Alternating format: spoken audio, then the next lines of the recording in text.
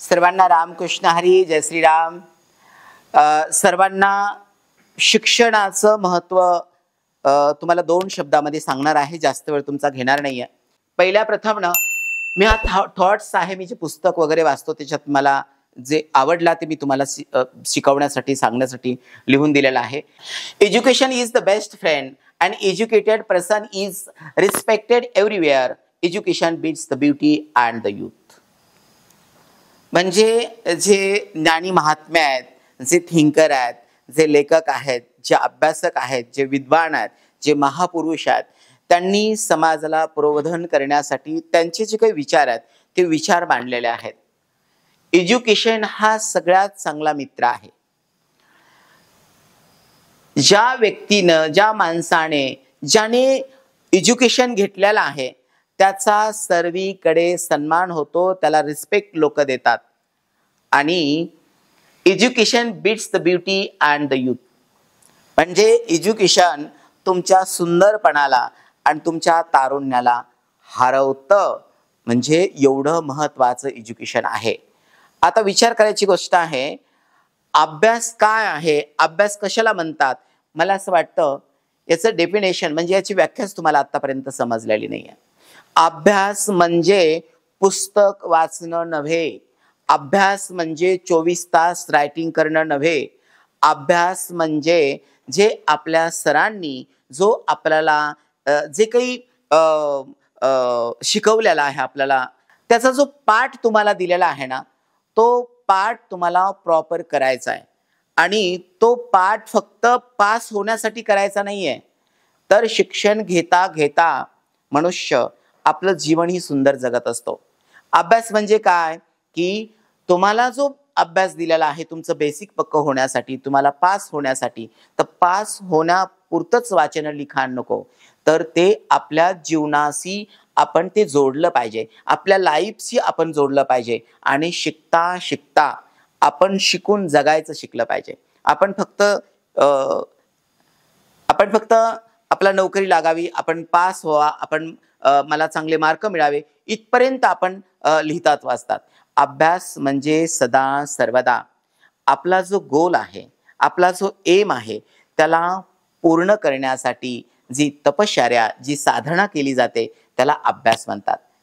जी study आपण करतात की माझा गोल मला पूर्ण करायचा आहे, त्याला अभ्यास म्हणतात.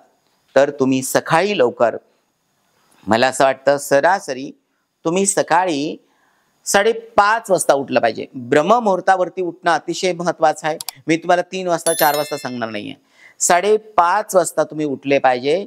6 वाजेपर्यंत म्हणजे 30 मिनिट, अर्धा तास तुम्ही तुमची जी काही सकाळी उठून स्नान असेल, काही संध्या असेल, तुम्ही सगळं करून बरोबर तुम्ही 6 वाजता तुमचा सूर्य नमस्कार वगैरे झाल्याच्या नंतर, ओमकार झाल्याच्या नंतर तुम्ही तुमच्या जो शाळेचा टायमिंग आहे, कॉलेजचा टायमिंग आहे, बरोबर आहे, तुम्हाला फक्त आणि फक्त 1च तास तुम्हाला वाचायचंय, 1च तास तुम्हाला लिहायचंय आणि 1च तास तुम्हाला ऐकायचंय.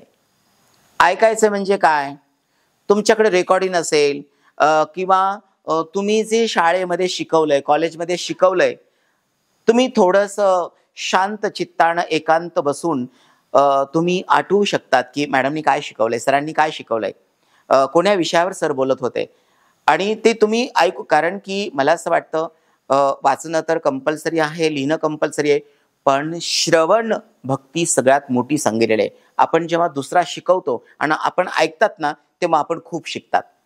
तर तिन्ही गोष्टी घडल्या पाहिजे. तुम्ही ऐकलं पण पाहिजे. जेव्हा क्लासमध्ये मॅडम शिकवतात, सर शिकवतात, तेव्हा तुम्ही चांगलं त्यांच्याकडे चित्त देऊन तुम्ही श्रवण केलं पाहिजे. घरी आल्याच्या नंतर ते तुम्ही पाहिलं पाहिजे तुमच्या वहीमध्ये, तुमच्या नोटबुकमध्ये तुम्ही काय लिहिलेलं आहे, आणि त्याचं तुम्ही रिव्हिजन केलं पाहिजे. आणि तुमचा गोल असेल, प्रत्येकाचं स्वप्न असतं आणि ते स्वप्न साकार करण्यासाठी प्रत्येक धडपड करत असतो. तर तुम्ही सकाळी किती वाजता उठलं पाहिजे, तुम्ही काहीही प्रतिसाद देत नाहीये, किती वाजता उठलं पाहिजे, 5:30 वाजता तुम्हाला उठायचंय, बरोबर आहे.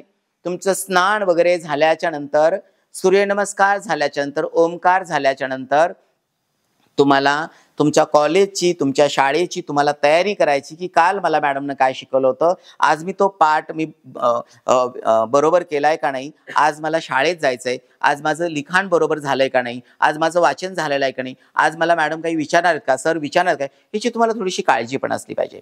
ओके, ठीक आहे. हे कोण वाचून दाखवू शकता? सुयश बेटा उठ. Education is the best friend.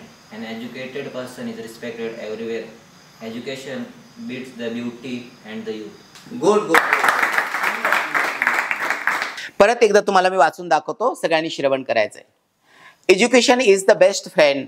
An educated person is respected everywhere. Education beats the beauty and the youth. म्हणजे एज्युकेशन किती महत्वाचं आहे, ज्या महापुरुषांनी जे चिंतन केलेलं आहे, आपल्याला जो बोध दिलेला आहे तो किती महत्वाचा आहे, या थॉट्सहून आपल्या लक्षात येत असेल. आणि तुम्ही जर चांगलं श्रवण केलं, तुम्ही चांगला प्रतिसाद दिला, तर तुम्हाला रोज एक थॉट्स मी शिकवणार आहे. त्याच्यानं तुमचं इंग्लिश पण पक्क होईल, तुम्हाला वाचता पण येईल, तुम्हाला लिहिता पण येईल, तुमची स्पेलिंग पण चांगली पाठ होईल आणि स्पेलिंग पण तुम्हाला, म्हणजे बघा इंग्लिश कसं पाहिजे, तुम्हाला स्पेलिंग व्यवस्थित लिहिता आला पाहिजे. एखादा सेंटेन्स आहे तो जे आपण पहिलं मराठीत लिहायचं आणि मग इंग्लिशमध्ये लिहायचं. कारण की रोज तुम्हाला चांगलं शिकायचं असेल, वाचायला लिहायला, लोकांची तुम्हाला वावा करून घ्यायची असेल आणि तुम्हाला तुमच्या पायावर उभा टाकायचा असेल, तर तुम्हाला कंपल्सरी शिकावं लागेल. ओके, ठीक आहे. आता आपण सगळे वाचू. ठीक आहे. Education is the best friend. An educated person is respected everywhere. Education beats the beauty and the youth. सुंदर सुंदर.